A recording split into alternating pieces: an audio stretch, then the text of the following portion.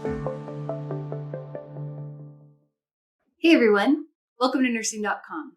I'm Abby, and this lesson will cover carboxyhemoglobin, what this value indicates in clinical picture, as well as what would cause its value to be increased or decreased. Let's get started.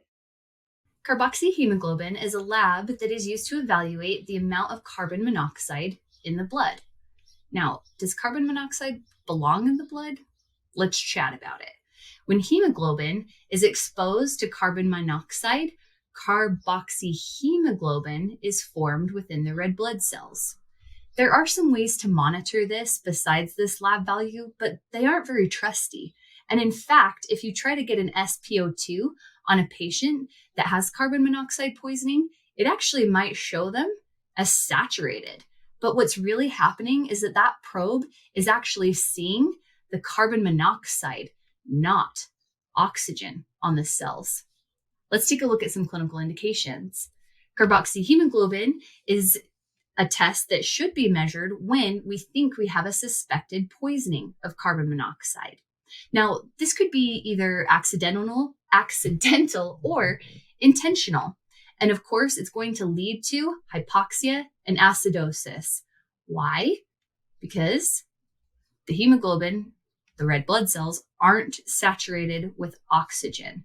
So therefore, the tissues don't have oxygen being delivered to it. And then we have a different form of metabolism, the anaerobic, right? So these patients might come in dizzy, have headaches. They could even have visual disturbances, lots of really non-specific signs and symptoms. So hopefully we know this is an odorless gas.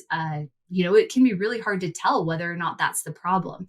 So we want to make sure to put these patients on supplemental oxygen as quickly as possible. A normal value would be less than 2% saturation of carbon monoxide.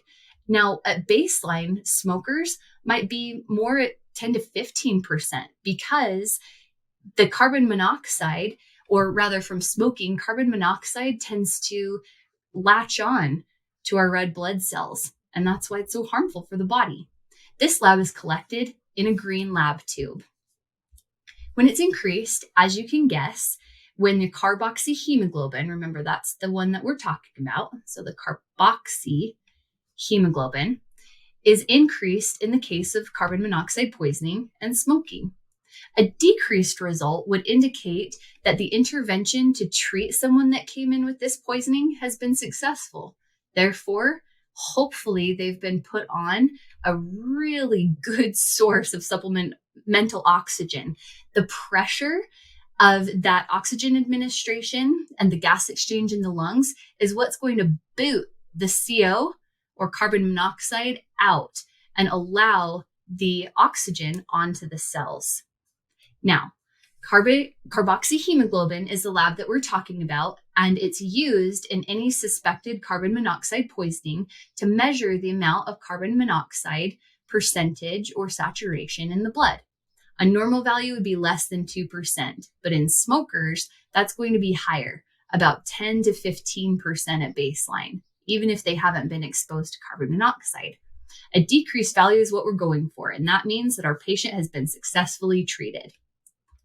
You all did such a great job on this lesson, and this wraps it up on carboxyhemoglobin. Remember, we love you guys. We know you can do it, and go out and be your best self today. And as always, happy nursing.